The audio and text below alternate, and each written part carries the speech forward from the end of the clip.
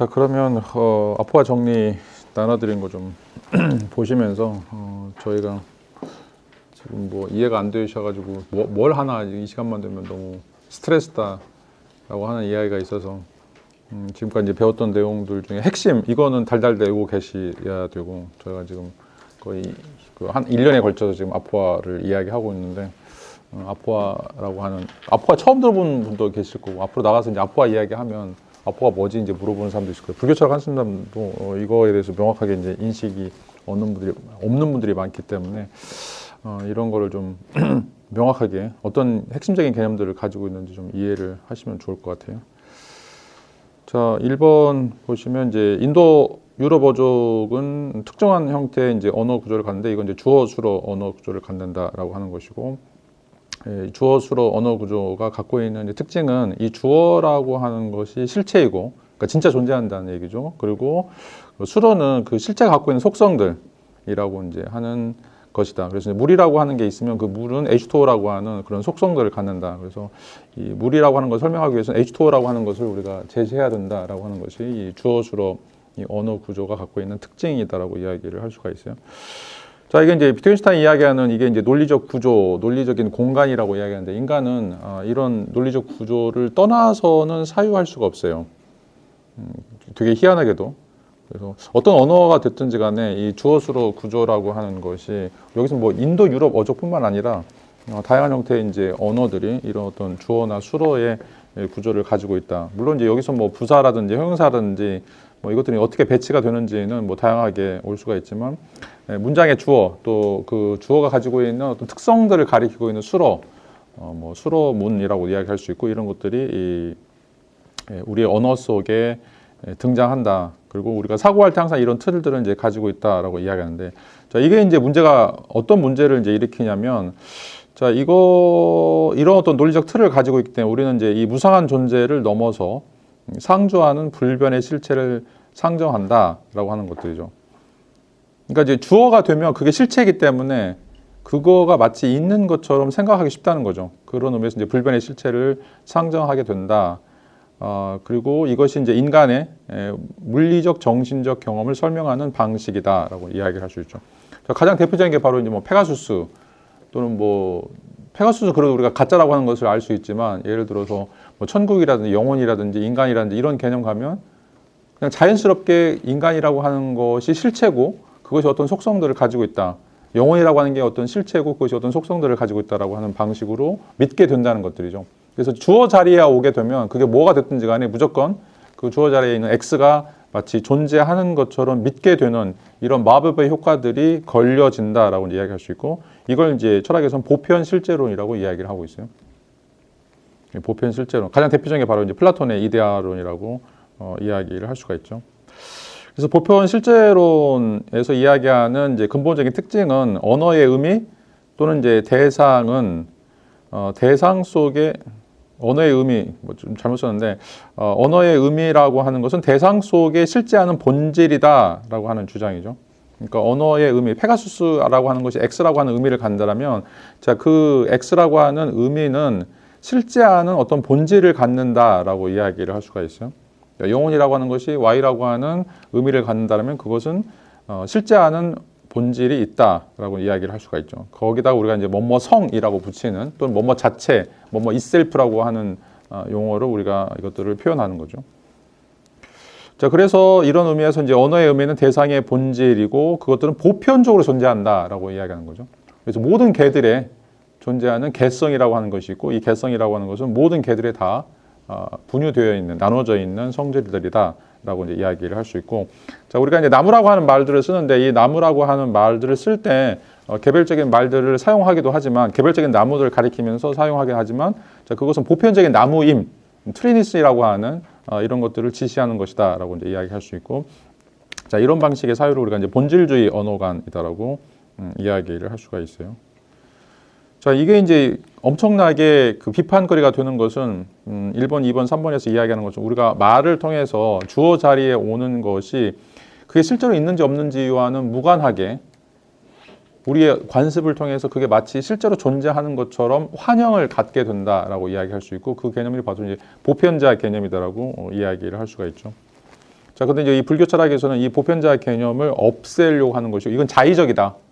우리가 만든 창작물이다라고 하는 개념이고, 이거 우리가 이제 유명론이다라고 이야기하는 거죠. 편의상 또 사회적 규약으로서 우리가 이런 어떤 보편자 개념을 사용하는 것 뿐이지, 그것이 1대1 매칭하고 있는 어떤 초월적인 실제, 아니면 모든 X들이라고 하는 개별체 속에 있는 X네스라고 하는 것이 존재하지 않는다라고 하는 이제 이야기를 하려고 하는 것들이죠.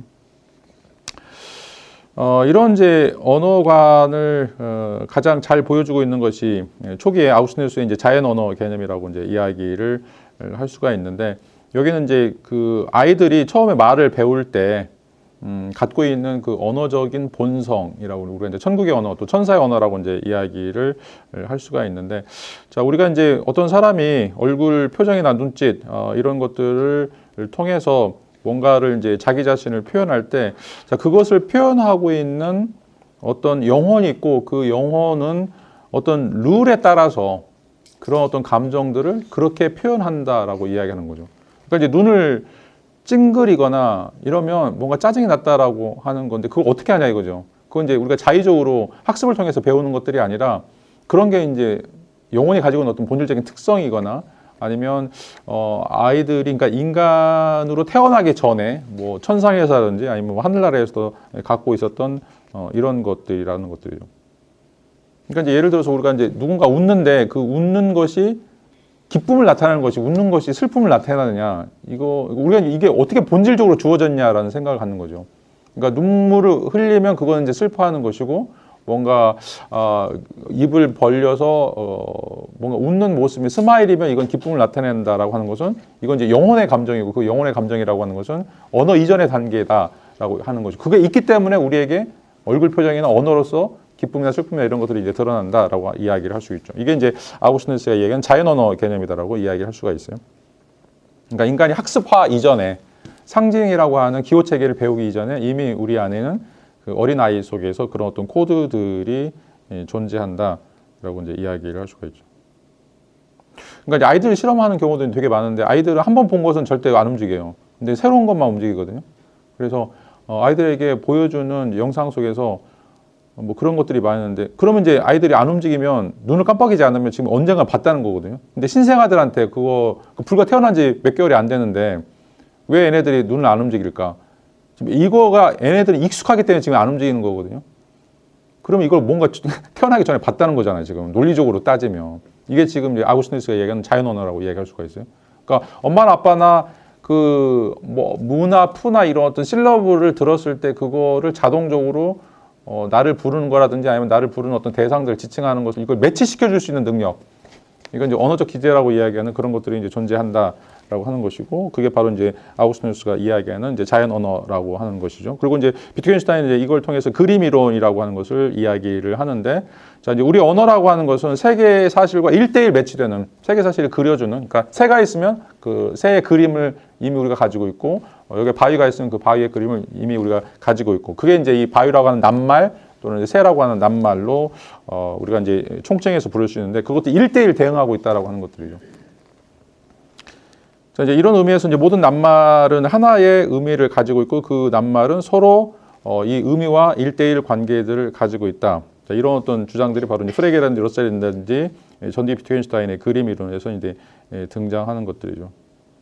근데 이제 이게 이제 안 맞는 것들이 뭐냐면, 이제 조사 같은 건 1대1 대응하는 게 없다라고 이제 이야기할 수 있기 때문에, 이제 관계사 같은 것도 이제 마찬가지고, 그러니까 뭔가 이제 하나씩 개별적인 대상들은 우리가 이런 그림 이론이든지 자연 언어를 통해서 이제 이야기할 수 있지만, 관계들을 나타내는 거라든지 아니면 추상적인 용어들 같은 경우에는 이게 이제 모호한 그런 관계들을 갖게 된다라고 이제 이야기를 할 수 있고, 그다음에 이제 인도 철학에서는 이것도 이제 굉장히 중요한 것인데, 산스크리트어가 아랍어와 이제 마찬가지로 이제 중세시대 라틴어처럼 신의 말씀을 기록하는 이제 도구다라고 이야기를 할 수가 있어요. 그래서 신의 언어이기 때문에 그 안에 신성이 들어있고, 그 신성함이라고 하는 것은 대상을 포착할 수 있는, 대상의 본자를 포착할 수 있는 능력을 갖고 있다라고 이제 이야기하는 거죠.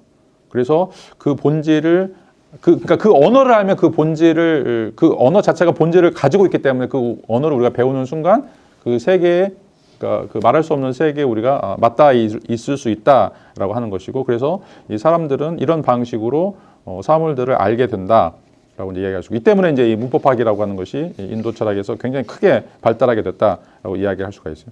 언어를 알아야 그 언어를 신이 만들었기 때문에 그 신의 속성들을 우리가 알게 될 거라는 이런 어떤 생각들을 갖게 되는 거죠. 자, 이게 이제 인도 유럽어족이 갖고 있는 근본적인 생각이다라고 이야기를 할 수가 있어요. 그래서 이제 이런 언어들을 굉장히 신성시하죠. 지금 이제 그리스어도 마찬가지고, 라틴어도 마찬가지고, 뭐 이집트, 고대 이집트어도 마찬가지고, 아랍어도 그렇고, 아랍어도 지금 뭐 라틴어는 지금 이제 폐지가 됐지만, 자, 모든 꾸라는 번역본이 있을 수 있지만 항상 종교적 의식에서는 그 표준은 아랍어로 해야 되고, 왜? 그 신의 언어이기 때문에, 신과 소통할 수 있는 유일한 언어이기 때문에 그렇다라고 이제 이야기를 할 수가 있어요.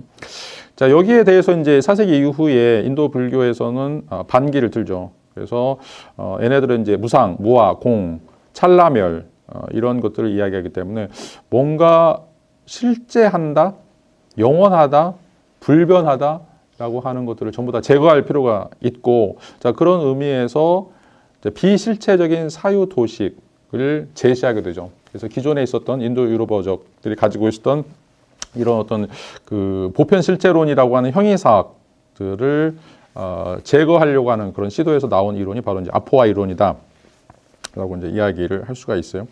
그래서 가장 대표적인 사람이 이제 디그나가이고, 이게 이제 480년, 그러니까 5세기경이죠. 4세기경까지 이제 발달됐던 인도의 이 문법, 언어 철학에 대한 반기를 최초로 제시했던 사람인데, 인간은 언어를 배우게 될 때 배제나 부정을 통해서 배우게 된다. 그러니까 선천적인 능력이 있는 것들이 아니라 언어 사용을 하는 데 있어서, 자, 소는 소가 아닌 거, 말은 말이 아닌 거, 또는 돼지는 돼지가 아닌 거, 이것들을 서로 배제하는 의미에서 단어들을 배우게 된다. 그러니까 사회적인 특징들이 이제 여기에 녹아든다라고 이야기를 할 수가 있어요. 그래서 이제 언어라고 하는 건 역사성을 갖는가, 아니면 언어라고 하는 것은 형이사학적 특성을 갖는가라고 하는 이제 의미에서 디그나가 불교 철학에서는 언어라고 하는 것은 이 역사성을 갖는다. 다시 말하면 학습 또는 사회화를 통해서 우리가 갖게 되는 것들이지, 자, 실질적으로 어떤 존재하는 이런 것들을 설명하기 위해서 만들어 놓은 것이 아니다라고 이야기를 할 수가 있어요. 그러니까 계속해서 이제 이거를 꼭 기억을 하셔야 돼요. 자, 언어에 대해서는 두 가지 접근 방식이 있다고 얘기했었죠. 하나는 상형 문자. 자, 상형 문자는 코끼리라고 하는 것을 보고서 이 문자를 만든 거죠. 이 문자를 만들려면 반드시 코끼리라고 하는 게 있어야죠. 뭐 하여튼 고래네. 그래서 이게 이제 1대1 관계다라고 생각하는 거죠. 근데 이제 이게 없으면 이게 생겨날 수 없는 것들이죠. 자, 근데 이제 표음 문자를 보세요. 표음 문자. 자, 표음 문자는 이거를, 그러니까 예를 들어서 그 뭐라고 하죠? 뭐 미라든지 아니면 뭐 엘레펀트라고 얘기합시다. 엘레펀트. 자, 이 엘레펀트라고 하는 자음 모음의 조합이 이 지금 실제적인 이거하고 무슨 관계가 있느냐? 아무 관계 없죠. 굉장히 자의적이에요. 그러니까 이제 미국에서는 엘레펀트라고 쓰지만 우리나라에서는 코끼리라고 쓰는 거고, 그러니까 알파벳이라고 하는 그 문자 체계가 있고, 그 문자 체계를 그 사회에서 어떤 방식으로 배열하느냐라고 하는 걸 우리가 배워서 그것들을 사용하죠. 근데 이제 이게 또 고정되어 있는 것도 아니에요. 지금 우리가 이제 엘레펀트라고 얘기하지만 나중에 100년 뒤에는 이게 어떻게 바뀔지 모르죠. 우리나라도 이제 중세시대에는 여름 그러면 열매인데 지금 여름 그러면 이게 썸머로 바뀌었단 말이죠. 그러니까 이런 어떤 표현 문자의 체계가 고정되어 있지 않고 사회적인 역사성을 갖는다라고 하는 것이고, 자, 이런 생각을 최초로 제시했던 사람이 바로 디그나가라고 이야기할 수가 있어요. 그래서 언어라고 하는 것은 아우구스티누스가 이야기하는 것처럼, 또는 비트겐슈타인이 이야기하는 것처럼, 또 인도에서 이야기하는 것처럼 뭔가 초월적인 존재가 있고, 그 초월적인 존재라든지 아니면 어떤 것에 대해서 그것을 그림으로 그리든지 아니면 이미지화하는 시키는 작업들이 아니라 실질적으로는 이런 것들은 환상에 불과하고 우리가 갖고 있는 사회적인 문화적인 체계 내에서 그것을 어떻게 배열, 조합하느냐라고 하는 것이 언어가 만들어지는 과정이다라고 이제 이야기를 할 수가 있죠. 자, 그런 의미에서 이제 언어의 지시 대상, 요새 소, 말, 뭐 이런 것들이라고 하는 것은 객관적으로 실제하는 보편이 아니라, 그러니까 모든 소들의 속성으로서 소성, 뭐 개들의 속성으로서 개성, 이런 것이 아니라 타자의 배제, 다시 말하면 소는 개가 아닌 거고, 소는 말이 아닌 거고, 소는 염소가 아닌 거고, 그 차이 때문에 그 외관적인 차이를 우리가 보고서, 아, 소는 이런 모양일 거야, 코끼리는 이런 모양일 거야 라고 역으로 추적해서 우리가 그 사물들을 코끼리라고 짓는 것이다, 말이라고 짓는 것이다 라고 이야기를 하는 것들이죠. 자, 이게 이제 배제라고 하는 말의 아포아의 근본적인 의미다라고 이제 이야기를 할 수가 있어요. 자, 여기서 이제 그 중요한 것은 이제 이게 이제 형용사학적인 의미를 갖는데, 여기서는 이제 완결된 주체라고 하는 것은 존재하지 않고, 자, 생성되는 주체만 있을 뿐이다 라고 하는 문제예요. 그러니까 소나 개나 말이나 이런 것들도 어떤 본질적인 속성, 그러니까 물이라고 하는 것은 H2O죠. 이건 완결될 속성이에요. 이게 만약에 H2O2가 되면 과산화수소가 돼요. 완전히 다른 물질이 돼요. 그래서 자, 이게 수소가 몇 개고 산소가 몇 개라고 하는 것이 이미 정해져 있고, 이것에 따라서 하나는 물이 되고 하나는 과산화수소가 되는 것처럼 이 세 개가 이렇게 구성되어 있다라고 하는 게 보편적 실제론이에요. 자, 그런데 디그나가부터 시작하는 것은 세 개는 이렇게 구성되어 있지 않다라고 하는 거죠. 이게 자의적이다라고 이야기를 하고 있습니다. 자, 이런 것들이 자의적이다. 그러니까 아까도 얘기했던 것처럼 이제 낭만주의적인 방식하고 좀 연관이 되죠. 과학적 계몽주의하고는 다르죠. 뭔가 고정된 보편적인 것은 존재하지 않고, 자, 이것은 항상 그때 당시에 그렇게 생성될 수밖에 없는 그런 요소들에 의해서 만들어진 것이다 라고 하는 것이고, 그런 의미에서 주체가 하는 자기 구성적 활동, 또 객체를 자기화하는 존재론적인 활동이다 라고 이야기할 수 있고, 그런 의미에서 자, 무학연 못하겠는데 무학연 이론이니까 나라고 하는 것이 없다라고 하는, 여기서 없다라고 하는 것이 자, H2O처럼 영원 불변한 속성으로서 내가 없다는 것이 그걸 의미하는 거예요. 내가 있긴 있는데 자, 임시적으로 일시적으로 순간적으로 있는 거죠. 왜냐하면 나를 생성하고 있는 그런 조건들이 맞았기 때문에 내가 나타난 거죠. 근데 뭔가 그러니까 이제 여기서도 이제 이 H2O라고 하는 게 항상 어떤 때는 뭐 기체일 수도 있고 액체일 수도 있고 뭐 고체일 수도 있고 이런 상태가 있는데, 우리가 보는 것들은 다 이런 것들인데, 이것을 떠나서 뭔가 그 안에 있는 내재되어 있는 수소와 산소라고 하는 것을 우리가 확인하려고 하는 어떤 시도, 자, 이런 시도는 관념적인 것이다 라고 하는 이야기예요. 관념적이고 관습적인 것이다 라고 이야기를 하는 것들이죠. 전혀 그렇지 않을 수도 있다라고 하는 것이고, 자, 그게 이제 어떻게 고정되어 있지 않다라고 하는 것이 바로 이제 아라고 하는, 나라고 하는 거. 여기서 이제 단순하게 이제 자뿐만 아니라 모든 존재자들이 그렇게 돼 있다라고 이야기를 할 수가 있어요. 자, 그리고 이제 10번 보시면 인식 수단은 지각과 추론이다. 지각은 직접적인 인식, 그리고 이제 개별자를 대상으로 한다라고 이야기하는데, 자, 여기서 이제 뒤에 가서 나오겠지만 지각은 항상 순간적이고 개별적이고 보편적일 수 없어요.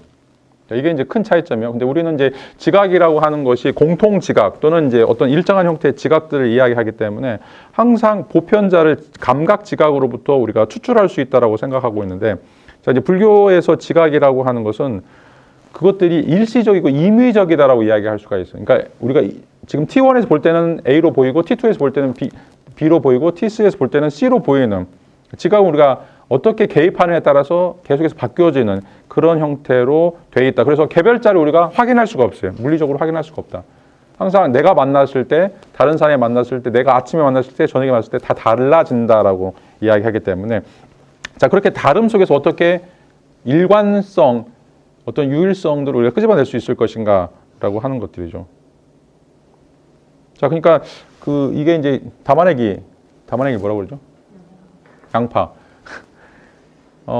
양파는 계속 껍질을 깔 수밖에 없잖아요. 까는데, 근데 그 양파를 이어주는 뭔가 줄기라든지 양파를 이어주는 끈이라고 하는 건 존재하지 않는 거죠. 그러니까 우리가 개별자를 지각할 때도 지금 이제 이 아포아 논사들에 따르면 계속 양파를 까는 것처럼 계속 바뀌는 거예요. 계속 바뀌는 거죠. 근데 우리가 이걸 양파라고 생각하는 것이 그냥 관습적으로 우리가 알고 있는 것들이지, 그 양파 속에 모든 껍질들 다 이어주고 있는 어떤 관통하고 있는 그런 줄기 같은 것은 존재하지 않는다는 거죠. 자, 이걸 이제 자상이라고 이야기하고 있어요. 자상. 개별자는 절대로 인식 불가능한, 그런 의미에서 인식 불가능하다는 거죠. 그러니까 직접적으로 인식할 수 있는데 그게 계속해서 달라지는 의미를 갖기 때문에, 그런 의미에서 뭔가 우리가 알 수 없는, 말할 수 없는 영역이다. 자, 이게 이제 불교하고 일반 형이상하고 좀 다른 점이에요. 그러니까 일반 형이상에서는 아까 물 자체도 마찬가지고, 자, 그 맹목적인 의지도 마찬가지고 다 초월적인 건데 지금 우리를 떠나 있잖아요. 근데 불교에서는 초월적인 게 지금 우리 안에 있어요. 우리 자체가 지금 다 초월적인 거예요. 말할 수 없는 거예요. 왜냐면 까도 계속해서 까지는 거기 때문에. 그걸 우리가 확인할 수 없는 거죠. 뭔가 물이나 과산화수소처럼 딱 집어가지고 아 이거야라고 이야기할 수 있는 그 근거가 전혀 없는. 그것도 까도 까지는 그런 거죠. 그러니까 우리가 지금 이제 소립자 와서 지금 쿼크까지 왔는데 지금 이제 얘네들은 더 까질 수도 있다는 거죠. 더 밑으로 더 들어갈 수도 있다는. 그러니까 이게 무한히 들어가 버리면 우리가 전혀 알 수 없다라고 하는 것들이. 그러니까 이제 이 초월이라고 하는 말이 서양 형이상학에서 이야기하는 것과 불교에서 이야기하는 것이 좀 다르다. 이 방향이. 초월은 이제 서양에서는 계속 위로 올라가는 반면에 지금 불교에서는 개별자로 들어가는 것이다라고 이제 이야기를 할 수가 있어요. 자, 이제 지각과 관련해서 이제 이런 이야기를 한다라면 이제 그것과는 다른 방식으로 우리는 또 뭔가를 아는데 그것은 이제 추론이라고 하는 방식. 이건 이제 개념적인 거죠. 명칭적인 것이고, 그리고 이제 이것을 우리가 지각한 것들 중에 일부와 연결시켜서 여기서 중요한 게 간접적 인식이에요. 간접적으로 이건 개다, 소다, 말이다라고 하는 것을 우리가 공상, 서로 공자 써가지고 서로가 커뮤니케이션 할 수 있다라고 하는 의미에서 개념 보편자를 우리가 인식하게 된다라고 이야기를 할 수가 있어요. 그러니까 여기서 보편자라고 하는 것은 이제 서양에서 이야기하는 어떤 물이라고 하는 것이 가지고 있는 공통 속성, 수소와 산소처럼 불변적인 요소라고 이야기하는 것이 아니라 단지 우리가 추론이라고 하는 과정을 통해서 명칭과 개념들을 만들어 놓은 명칭과 개념들을 직접적인 지각을 할 수 없는, 마치 지각한다고 착각하는 그런 어떤 대상들과 연관시켜서 그 연결고리를 만드는 거. 아까도 얘기했던 건 그 담아내기에 끈을 만드는 거. 그 커플들을 계속 이어주는 뭔가 있다고 생각해서 그거를 상상 속의 어떤 그 줄기들을 만들어가는 과정이 바로 이제 공상이다라고 이야기를 할 수가 있어요. 자, 그래서 여기서 보편자 또는 개념이라고 하는 개념이 지금 서양과 불교의 차이점이라고 이야기할 수가 있어요. 서양에서 보편자는 공통 속성이에요. 모든 개들에 있는 공통 속성, 그리고 그 속성은 변하지 않는 거예요. 수소나 산소처럼. 근데 이제 아포아에서는 보편자라고 하는 것은 우리가 매치시키는 하나의 임시적인 하나의 방편이다라고 이야기를 할 수 있죠. 자, 지각과 추론의 주체가 이미 존재하고 자상과 공상을 인식하는 것이 아니다. 이게 굉장히 중요해요. 자, 왜냐하면 헤라클리투스가 이야기한 것처럼 어떤 사람도 두 번 다시 동일한 강에 들어갈 수 없어요. 왜? 나도 변하고 강도 변하니까. 자, 불교에서 이야기하는 게 이거예요. 그러니까 내가 관찰자로서 나도 지금 계속 변화하고 있고, 그 다음에 여기 담아내기도 계속 변화하고 있기 때문에 어떻게 하냐 이거죠. 이게 하나의 보편적 실제라고 하는 걸 어떻게 하냐 이거죠. 그러니까 이걸 연결시켜 줄 수 있는 것들이, 그러니까 뭔가 영원성을 가지고 있는 또는 변하지 않는 어떤 불변적인 요소가 관찰자가 됐든 대상이 됐든 둘 중에 하나가 뭔가 그 표준이라든지 아니면 어떤 원리가 되어야 되는데 그 자체가 없기 때문에 실질적으로는 계속해서 이것이 임시적으로 연결되어 있다. 근데 이제 데카르트는 코기토를 상정하죠. 그래서 아무리 의심해도 절대로 의심할 수 없는 어떤 기저라고 하는 게 나는 생각한다 또는 나는 의심한다라고 하는 것이고, 그것으로부터 다 출발한다고 생각하는 것들이죠. 아무리 내가 의심해도 의심하고 있다라고 하는 나는 존재하지 않느냐라고 하는 이야기라고. 그게 이제 초대니까 거기다가 하나씩 하나 덧붙이는 거죠.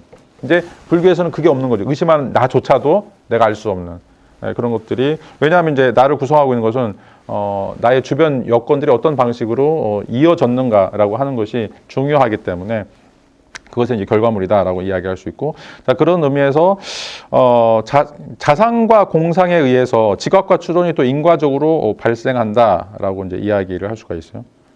그러니까 이제 우리는 내가 있어서 또는 개별자가 있어서 자상이 개별자가 어떻게 나타나는가, 또 개념이 어떻게 나타나는가라고 이야기하는데, 또 이제 이거는 역으로 우리가 그것을 한번 만들어 놓으면 그 자상과 공상에 의해서 역으로 우리 자신이 이제 만들어지는 이런 것이 이제 된다라고 이야기를 할 수가 있어요. 자, 이걸 이제 구조주의라고 얘기해요. 구조주의라고 하는 말을 여러분 또 잘 인식을 해야 돼요.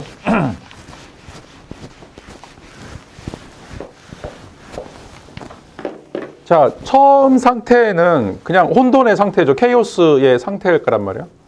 케이오스의 상태인데, 이제 원자론자들이 이야기할 때 클린하면이라고 이야기하는, 자, 원자들이 있는데, 원자들이 그냥 계속 직선으로 주행하면 안 만나면 아무 일도 안 벌어지죠. 자, 근데 이것들이 우연하게 부딪히면서 사건이 발생하게 되죠. 자, 그래서 이 원자들이 이제 분자가 되고 또 뭔가 이제 개체가 발생하게 되는 거죠. 이걸 이제 크리나멘이라고 고대 원자론자들은 불렀어요. 이게 기울기라고 하는 말이에요. 기울어진다는 거죠. 자, 그런 과정 속에서 뭔가 이제 개체가 발생하게 돼요. 뭐 수소 분자라든지 수소라든지 뭐 원자들이 부딪혀가지고 수소 분자라든지 뭐 질소 분자라든지 이런 것들이 생기면서 지금 우리가 살고 있는 세계가 존재하게 되는 거죠. 그러니까 처음에는 그냥 혼돈 상태에서 일정 부분 어떤 것들이 이제 일어나게 되는데 그게 돌연변이가 됐든 뭐가 됐든지 간에 일어나게 되면서 일정한 이제 세계가 형성이 되고, 자, 이 세계가 형성이 되면 자, 구조라고 하는 것들이 만들어지고 또 여기서부터 일어나는 것들은 이 구조에 따라서 자, 그 질서들이 형성이 돼요. 질서들이 형성이 되고, 자, 그런데 이제 어느 순간 가자면 또 이 구조가 다시 사라지게 되고, 왜냐하면 여기서 또 다시 이제 뭔가 일어나기 때문에 이 케오스 상태에서 여기서 나오는 세계 2가 만들어지게 되죠. 그러면 다시 여기서는 구조 2가 만들어지게 되고 그 구조 2에 따라서 또 뭔가 또 다른 질서들이 만들어지는 거예요. 자, 이런 방식으로 혼돈과 질서라고 하는 것들이 계속 반복적으로 주기적으로 우리가 살고 있는 세계들을 구성한다라고 하는 게 구조주의예요. 구조주의. 자, 이거는 이제 서양하고 뭐가 다른가? 자, 서양에서는 형이상학이라고 할 때 어떤 그 이데아의 세계이든지 모듈이 있어요, 모델이 있다라고 또 이제 여기서 이야기하는 파라디그마라고 이야기하는데, 뭐 신이 됐든지, 자, 이런 어떤 틀들이 있고, 틀이라고 이야기하는 폼이라고 하는 거 있고, 거기서부터 세계가 나왔죠. 그러니까 여기서부터는 원래 자체가 구조가 있고 그 구조가 영원 불변한 구조라고 하고 그것에 의해서 계속 이것들이 이제 분유되었다, 나누어졌다라고 이제 이야기할 수 있는데, 자, 여기 불교에서는 이게 구조라고 하는 것이 없다가 생겼고 다시 없어지는 이런 과정들이 무한 반복한다는 거죠. 자, 이게 이제 차이점이에요. 구조주의에서 이제 가장 대표적인 게 바로 이제 인간의 언어예요. 언어. 자, 언어라고 하는 것은 이제 여기서 따르면 구조주의에 따르면 이제 파롤이라고 소시르가 이야기하는데 말을 하는 일시적인 행위들이 있어요. 우리가 아바바바 뭐 하는 것처럼. 근데 이것들이 일정 부분 이어지게 되면 랑그라고 하는 문법 체계가 생겨요. 문법 체계가 생기는 거예요. 그리고 이제 문법 체계에 따라서 우리가 또 이 파롤이라고 하는 말을 하게 되죠. 근데 이제 파롤을 또 말을 하다 보면 어느 순간 또 이 문법이 바뀌어 있어요. 문법 2가 나오죠. 또 거기서 또 파롤을 하다 보면 문법 3이 나오고. 자, 우리나라 국어를 생각해 보세요. 고조선 시대에 쓰던 말, 중세 시대에 쓰던 말. 자, 한 민족이 썼던 한글이라고 언어가 어떤 방식으로 변해가는가. 만약에 서양식으로 이야기하면 언어는 안 변해야 되죠. 그러니까 중세나 고조선 때나 지금이랑 말이 다 똑같아야 돼요. 근데 지금 우리가 한국어라고 이야기를 하고 있지만 지금 쓰는 양식들이 다 다르단 말이죠. 그러니까 그리스어 같은 경우도 그리스어도 지금 역사가 3,500년인데 그러니까 걔네들 국어 시간이 너무 이제 힘든 거예요. 왜냐하면 언어가 지금 말이 그리스어지 5개가 나눠져 있어요. 호모 시대 그릭, 뭐 그 기독교가 전파됐을 때 그릭, 그다음에 또 뭐 중세 시대 그릭도 2가지로 나눠지고 현대 그릭도 다르고 그걸 다 외워야 돼요. 애들 미쳐버리죠. 자, 이게 이제 우리가 사용하고 있는 삶의 양태라는 것들이죠. 자, 이게 이제 구조주의인데, 자, 이런 의미에서 이 자상과 공상, 그러니까 개체가 드러나는 방식, 또 개체를 수식하고 있는 보편자가 드러나고 있는 방식이 이 구조주의 원리에 따라서 변천을 계속해서 반복적으로 한다. 고정되어 있지 않다라고 하는 생각이죠. 자, 그런 의미에서 이제 이 데카르트의 코기토 개념하고 그다음에 소시르가 이야기하는 구조주의적인 방식하고 세계를 설명하는 방식들이 이제 확연하게 차이가 있다라고 이야기를 할 수가 있죠. 자, 불교는 여기서 이야기하는 구조주의적 방식. 자, 혼돈 속에 있다가 그게 어느 정도 구체화되면서 그것으로부터 뭔가 이제 질서가 형성이 되지만 그것도 여전히 또 소멸되면서 또 다른 형태의 구조들이 만들어지고 다시 또 질서들이 생기고 이것들이 이제 무한 반복한다. 라고 이제 이야기를 할 수가 있죠. 자, 인간도 이제 마찬가지라는 것들이죠. 그래서 이제 계속 이제 그 진화론 얘기하면서 종이라고 하는 것이 스페시스라고 이야기하는 것이 영원한 것인가? 지금 이제 진화론이 등장했던 게 종이라고 하는 것이 영원하지 않다라고 하는 거, 영원하다라고 하는 저런 서양 철학의 형이상학을 지금 깬 거란 말이죠. 종이 변한다. 그러니까 인간이나 개나 소나 말이나 이건 종이 있고 그건 하나님이 창조한 거기 때문에 절대로 안 변한다고 생각을 했어요. 자, 그런데 다윈의 진화론 이야기한 게 그것도 변한다. 환경에 따라서 변한다라고 이야기하는 거죠. 그러니까 이제 이거를 굉장히 이제 받아들이기 힘든 거죠. 왜 이제 인간이 원숭이부터 나왔는가? 이제 그 이야기들이 종은 이제 변하지 않는다라고 이야기하는데, 자 이제 이 종이라고 하는 것이 여기서 제 구조주의에 따라서 설명을 해본다라면, 저 환경과 그거 관련되는 다양한 변화들에 의해서 충분히 바뀔 수 있다라고 하는 이야기가 바로 뭐 인간뿐만 아니라 언어에 등장하는 요소들까지도 다 동일하다라고 이야기를 할 수가 있어요. 그리고 이제 두 번째는 이제 다르마키르티가 등장하는데, 이제 디그나가는 이제 이 배제라고 하는 방식을 통해서 이야기를 했다라면, 다르마키르티는 이제 한 100년 뒤에 등장하는 사람인데, 여기서는 언어를 사용할 때 청자로 하여금 그 대상을 향할 수 있게 하는 까닭은 화자가 의도하는 것을 한정하는 활동을 전제하기 때문이다라고 이제 이야기를 하고 있고, 자, 화자가 의도하는 것이 무엇인가? 그러니까 이제 이 커뮤니케이션을 통해서 서로에 대해서 의사소통하기 위한 어떤 전제들이 있고, 그 전제들에 의해서 사물들의 이름들이 지어지게 된다라고 이야기를 할 수가 있습니다. 다시 말하면 이것도 이제 사회적 활동이라는 거죠. 언어라고 하는 것은 사물들이 가지고 있는 어떤 언어적 특성, 그리고 우리가 갖고 있는 언어적 기제에 의해서 만들어지는 것이 아니라, 자, 우리가 어떤 필요, 어떤 의도, 어떤 식으로 사용하느냐. 자, 이게 비트겐슈타인의 언어 철학하고는 똑같은 건데, 자, 뭐 예술도 마찬가지고 철학도 마찬가지고, 그거는 어떻게 그 사회에서 그런 단어를 사용하느냐에 따라서 그 의미가 결정되는 것이지, 그런 의미가 뭔가 고정적으로 뭐 천년 만년 불변한 그런 요소는 없다. 그 사회에서 어떻게 부르느냐, 예술을 어떻게 부르느냐, 인간을 어떻게 규정하느냐라고 하는 이제 문제들이 등장한다라고 하는 것들이죠. 자, 지금 이제 그 AI 윤리와 관련해서 이제 포스트 휴먼 또는 이제 트랜스 휴먼이라고 이야기하는데, 인간을 거쳐가는 또는 인간 이후의 어떤 인간에 대해서 이야기하거든요. 그게 이제 AI와 결합이든지 아니면 인간 복제든지 다양한 형태의 이제 인간들이 새롭게 등장하게 될 텐데, 그걸 이제 인간으로 볼 것인가 말 것인가라고 하는 문제, 그거를 어떻게 설명해야 될지 역사적인 또는 사회적 합의와 관련이 돼 있다는 거죠. 인간을 규정하는 개념이. 그래서 지금은 이제 바이올로지컬 섹스라고 하는 말을 안 써요. 다 젠더라는 말을 쓰지. 그러니까 XY, XX 염체로 이제 인간을 구분하는 시대는 갔고, 네가 이제 되고 싶은 거, 네가 선언하는 거라고 하는 거에 의해서 이제는 이제 남성이나 여성을 그 사회적 역할로 이제 정의하겠다. 그러니까 이미 이제 사회적 요소, 역사적 요소가 이제 들어간 거죠. 뭐 남성성, 여성성이라는 게 생물학적인 XX나 XY를 기준으로 한다라고 하는 생각에서 이 변했다라고 이제 이야기할 수가 있어요. 이게 바로 이제 다르마키르티가 이야기하고 있는 화자의 의도가 무엇인가라고 하는 거에 의해서 언어의 의미가 바뀐다라고 이야기할 수 있죠. 그래서 13번에 언어가 사용되는 것은 그 언어를 사용하면서 그것이 지시하는 것과 그것 이외의 것을 구별하고 한정하는 것이다라고 하는 거예요. 언어를 사용하면서 화자가 내가 이것을 어떻게 지시할 것인가, 또 어떻게 구별할 것인가라고 하는 것과 관련된다. 근데 이제 이게 처음에는 영어로는 이제 whole made up language라고 이야기하는데 자기 마음대로 부르는 거죠. 뭐 예를 들어서 이제 윈피키드 거기에 보면 애가 좀 또라이인데 자기가 이제 화장실 갈 때 화장실 가고 싶다라고 하는 게 아니라 주스라고 불러요. 주스. 그러니까 처음에 이제 걔네들이 이제 마이너가 되면 뭐 바보 병신이고 whole made up language 쓴 애들은 정신병자라고 얘기했는데, 걔네들이 다수가 되면 그게 이제 표준어가 되는 거죠. 자, 옛날에 지금 서울 말이 우리말의 표준인데 서울 애들이 왜 표준화가 됐겠어요? 걔네들 경제적인, 정치적인 권력을 장악하면서 표준화가 된 거죠. 만약에 신라처럼 경주가 그걸 패권을 잡고 있다, 아니면 이제 전라도 전주가 잡고 있다 그러면 표준화가 이제 바뀌게 되겠죠.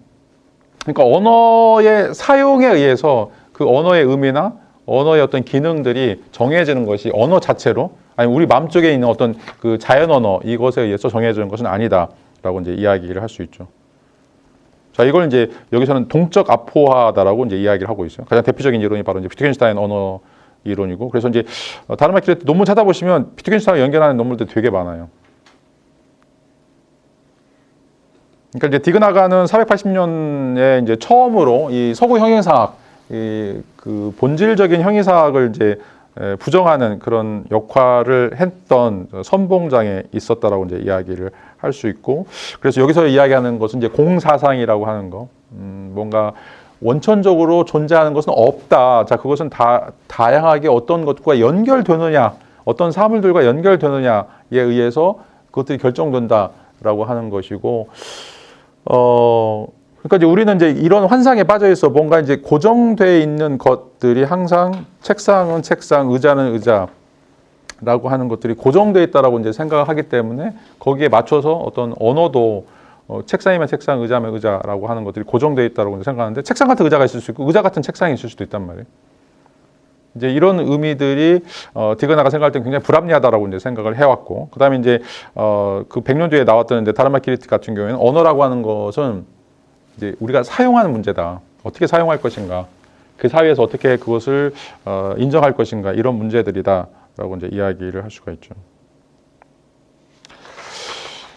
자, 뭐 시간이 가는데 조금만 더 해보죠. 자, 이 페이지에 가시면 자, 보편과 관련해서 이제 인도 고전 철학에서 등장하는 두 가지 굉장히 중요한 개념이 있어요. 하나는 이제 자티라고 하는 것과 다른 하나는 이제 아크리티라고 하는 건데, 자, 이제 인도 사람들은 이제 보편을 어떻게 생각했는가? 자, 첫 번째는 속성으로서의 보편자예요. 속성으로서, 그러니까 다시 말하면 모든 개별자들이 공유하고 있는 속성이죠. 모든 개별자들이 공유하고 있는 속성. 그래서 모든 개들이 갖고 있는 개성, 모든 소들이 가지고 있는 소성, 그리고 모든 물들이 가지고 있는 H2O라고 하는 속성. 자, 이것이 고정불변하다라고 생각하고 있고, 이거를 이제 산스크리트어로는 자티다라고 이제 부르고 있죠. 자, 이걸 이제 뭐 클래스라든지 아니면 카스트라든지 민족이라든지 뭐 제네라든지 뭐 이런 용어로 이제 사용하고 있는데, 뭔가 이제 불변적인 어떤 요소들이 있다라고 이야기를 할 수 있죠. 그래서 이제 낭만주의에 가서도 이런 이야기 하는데, 게르만 민족이 갖고 있는 특징들, 또 뭐 한민족이 가지고 있는 어떤 특정들, 그것들은 민족성들이 뭔가 공유하고 있는 어떤 특징들이 가지고 있기 때문에 그것들을 민족 국가를 이루어야 될 어떤 가장 중요한 특징들로 이루어야 가야 된다라고 하는 이제 이야기들을 이제 낭만주의에서 이야기하는데, 그건 이제 변하지 않는다는 거죠. 일본 사람은 일본 사람 나름대로, 한국 사람은 한국 사람 나름대로, 또 독일 사람은 독일 사람 나름대로 그런 어떤 특징들이 있다라고 이제 이야기를 할 수 있죠. 근데 이제 살아보면 꼭 있는 것 같아요. 일본 애들 좀 쪽발이라고 얘기할 때 그쪽 왜 쪽발인가? 그 정말 싫어하는 뭔가 있어. 중국 애들도 뭔가 이제 있고. 이제 그런 게 모든 중국 사람마다 다 있고 모든 한국 사람마다 다 있다라고 이제 생각하는 것들이죠. 물론 상대적인 한데. 그다음에 이제 두 번째로는 이제 아크리티인데, 아크리티는 형상으로서의 아크리티예요. 속성으로서의 아크리티가 아니라, 자, 형상으로서, 모양으로서의 아크리티라고 이제 이야기를 할 수가 있어요. 자, 이거를 이제 수직적 보편자 또는 이제 수평적 보편자다라고 이제 이야기를 하는데, 자, 아까 이제 속성으로서 자티는 수직적 보편자라고 하는 거죠.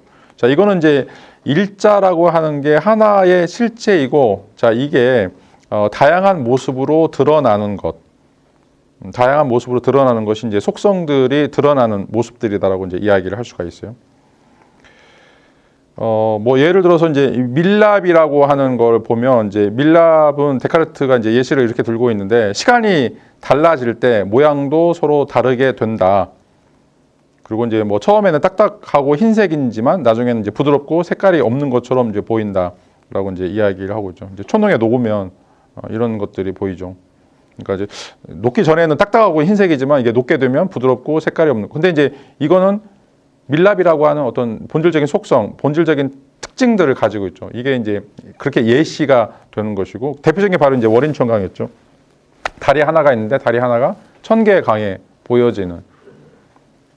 그러니까 하나는 뭐죠? 다리 하나인 거고, 강의 1000개의 모습들은 그것의 그 속성들이 보여지고 있는 특징들이라고 이야기를 할 수가 있어요.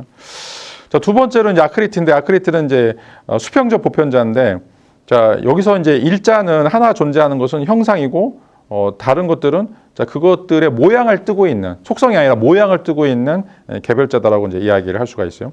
자, 이게 이제 대표적인 예로 이제 유전자라고 이야기할 수 있는데, 유전자는 어떤 물리적인 특징이 아니라 아미노산이 어떻게 배치되어 있는가요? 자, 20개의 아미노산이 배치되어 있는 정보예요.